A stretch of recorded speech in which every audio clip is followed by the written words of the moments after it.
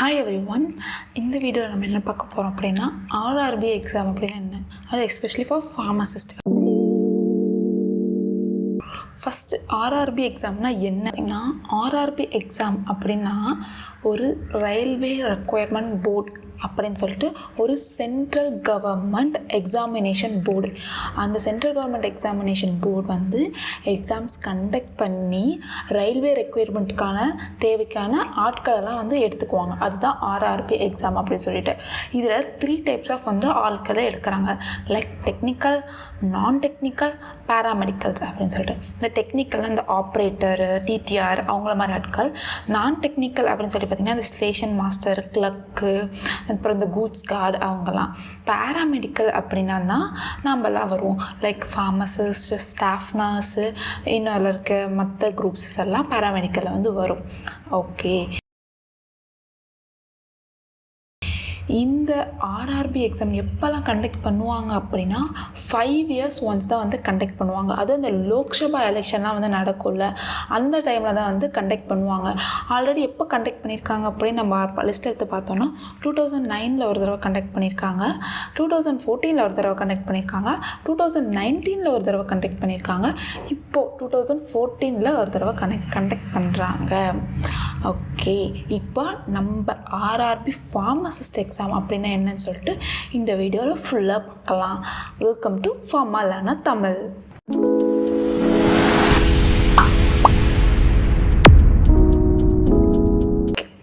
RRB pharmacist exam இது வந்து 2024 நம்ம இந்த வீடியோ பார்த்துட்ருக்கோம். இது எப்போ வரும் அப்படின்னு சொல்லி பார்த்தீங்க அப்படின்னா ஆனுவல் பிளானர் ஆல்ரெடி நமக்கு டிஸ்கஸ் பண்ணிட்டாங்க. ஜூலை டு செப்டம்பருக்குள்ளே வந்து இந்த எக்ஸாம்ஸ் கண்டக்ட் பண்ணுவாங்க அப்படின்னு சொல்லி ஆனுவல் பிளானர் ரிலீஸ் பண்ணியிருக்காங்க. இந்த ஜூலை டு இப்போ நெக்ஸ்ட் மந்த் ஜூலை வரப்போகுது. ஸோ அதில் எல்லோரும் ப்ரிப்பேர்டாக வந்து இருந்துக்கணும்.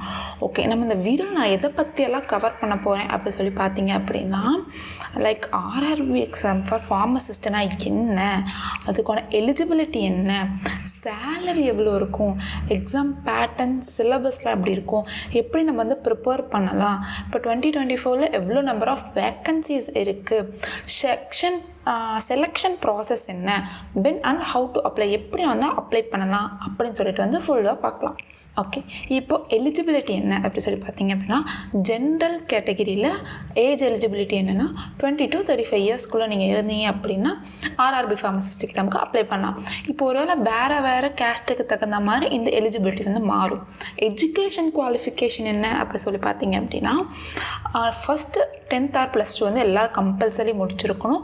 ப்ளஸ் அது கூட நீங்கள் டிப்ளமோ ஆஃப் ஃபார்மசி படிச்சிருக்கலாம், இல்லை அப்படின்னா பேச்சுலர் ஆஃப் ஃபார்மசி டிகிரி வந்து கம்ப்ளீட் பண்ணி இருக்கணும். ஓகே, அடுத்து சேலரி எவ்வளோ அப்படின்னு சொல்லி பார்த்தீங்கன்னா, நோட்டீஸ் படி என்ன சொல்லியிருக்காங்க அப்படின்னா 29,200 வந்து சேலரி அப்படி சொல்லி கொடுத்துருக்காங்க. பட் அது இல்லாமல் ஸ்பெஷலாக அலோவன்ஸ்லாம் வந்து கிடைக்கும். இந்த அலோவன்ஸ்லாம் சேர்த்து போனீங்கன்னா 55,000 to 60,000 வரும் அப்படின்னு சொல்லிட்டு சொல்கிறாங்க. இப்போ எக்ஸாம் பேட்டர்ன் அண்ட் சிலபஸ் வந்து நான் உங்களுக்கு வந்து சொல்லிடுறேன். எக்ஸாம் பேட்டர்ன் எப்படி இருக்கும் அப்படின்னு சொல்லி வந்து பார்த்திங்கன்னா 90 minutes எக்ஸாம்ஸ் வந்து இருக்கும். அது வந்து 100 questions நம்ம வந்து அட்டன் பண்ணுற மாதிரி இருக்கும். அந்த 100 questionஸும் எப்படி கேட்பாங்க அப்படின்னா, ஃபஸ்ட்டு ஜென்ரலாக நம்ம ப்ரொஃபஷனில் படிச்சிருப்போம்ல, அதிலேருந்து 70 questions வந்து கேட்பாங்க. அது இல்லாமல் 30 questions அதர்ஸ்லேருந்து கேட்பாங்க. என்னென்ன அப்படி சொல்லி பார்த்தீங்கன்னா, இப்போ ப்ரொஃபஷனல் எபிலிட்டி 70 questions சொல்லிட்டேன், ஜென்ரல் அவேர்னஸ்லேருந்து 10 questions-உம், அரித்மெட்டிக் இன்டெலிஜென்ஸ் அண்ட் ரீசனிங்லேருந்து 10 questions-உம், ஜென்ரல் சயின்ஸ்லேருந்து 10 questions-உம் வந்து கேட்பாங்க. ஸோ நம்ம வந்து மெயினாக ப்ரொஃபஷனில் வந்து கான்சன்ட்ரேஷன் பண்ணிவிட்டு மற்ற சப்ஜெக்ட்ஸ் வந்து சும்மா ஒரு ஓரலாக பார்த்துக்கிட்டோம் அப்படின்னா நம்ம ஈஸியாக வந்து பாஸ் பண்ணிடலாம். ஹவு டு ப்ரிப்பேர், நார்மலாக எல்லா காம்படிட்டிவ் எக்ஸாமுக்கும் ப்ரிப்பேர் பண்ணுற மாதிரி தான். MCQ நிறைய ட்ரை பண்ணிக்கிட்டே இருக்கணும், மார்க் டெஸ்ட் அட்டன் பண்ணணும், ஓல்டு கொஷின்ஸ் பேப்பரெல்லாம் ரீகால் பண்ணணும். நம்பர் ஆஃப் வேக்கன்சிஸ், எவ்வளோ வேக்கன்சி இருக்குது அப்படின்னு சொல்லிட்டு பார்த்தீங்கன்னா, இப்போ ரீசெண்டாக சொல்லியிருக்காங்க 246 வேக்கன்சி இருக்குது அப்படின்னு சொல்லிட்டு. இது வந்து கேட்டகரிக்கு தகுந்த மாதிரி மாறும், ரீஜனுக்கு தகுந்த மாதிரி மாறும். மற்ற எக்ஸாம்ஸ்லாம் வந்து நம்ம எக்ஸாம்ஸ் எழுதிட்டு அதுக்கப்புறமே தான் நம்ம எந்த ரீஜனில் போய் இருக்க போகிறோம், எந்த ரீஜனில் ஒர்க் பண்ண போகிறோம் அப்படின்னு சொல்லி செலக்ட் பண்ணுவோம். ஆனால் RRB ஃபார்மசிஸ்ட் எக்ஸாமுக்கு நம்ம அப்ளை பண்ணும் போதே எந்த ரீஜன்னு சொல்லிட்டு அப்ளை பண்ணிடணும். இப்போ நம்ம கேட்டகரி வைஸ் அப்ளை பண்ணும்போது சப்போஸ் நம்ம டெல்லியில் நிறைய வேக்கன்சி இருக்குது அப்படி சொல்லி நம்ம டெல்லியில் அப்ளை பண்ணிவிட்டு இப்போ இஎஸ்ஐசி ஃபார்மசிஸ்ட் எக்ஸாம் நடந்துச்சு. அதில் டெல்லியில் அதிக வேகன்சி இருக்குன்னு சொல்லிட்டு டெல்லியில் அப்ளை பண்ணாங்க. பட் தமிழ்நாட்டில் வந்து 4 வேகன்சி தான் இருந்துச்சுன்னு சொல்லிட்டு நிறைய பேர் அப்ளை பண்ணாமே போயிட்டாங்க. அப்படி அப்ளை பண்ணதுனால இருந்த 4 வேகன்சிலையும் 2 தான் ஃபில் ஆச்சு, 2 வந்து குவாலிஃபையே ஆகலை. அந்த மாதிரி பண்ணாமல் உங்களோட ரீஜன்லேயே நீங்கள் வந்து அப்ளை பண்ணுறது பெட்டர். இல்லை அப்படின்னா நீங்கள் கொஞ்சம் ஸ்மார்ட்டாக திங்க் பண்ணி கூட ஓகே அதிக வேகன்சி இருக்க இடத்துக்கு நம்ம அப்ளை பண்ணோம்னா நமக்கு ஈஸியாக வந்து ஜாப் கிடைக்கும் அப்படின்னு சொல்லிட்டு அப்ளை பண்ணலாம். ஓகே, நான் என்ன சொல்லியிருக்கேன், அப்ளை பண்ணும் போதே வந்து நம்ம ரீஜனை சூஸ் பண்ணுவோம்னு சொல்லியிருக்கல. சேம் அந்த ரீஜன்லேயும் வந்து பார்த்திங்கன்னா சீட்டு வந்து கேட்டகரி வைஸ் பிரிச்சிருப்பாங்க. ஜென்ரலுக்கு இவ்வளோ, ஓபிசிக்கு எவ்வளோ, எஸ்சிக்கு இவ்வளோ, எஸ்டிக்கு இவ்வளோ அப்படி சொல்லி கேட்டகரி வைஸ் பிரிச்சிருப்பாங்க. அதுக்கு தகுந்த மாதிரி தான் உங்கள் கட் ஆஃப்க்கு தகுந்த மாதிரி தான் அலாட்மெண்ட் வந்து கொடுப்பாங்க. ஓகே, இது வந்து ஒரு கம்ப்யூட்டர் பேஸ்டு எக்ஸாம்ஸாக தான் இருக்கும்.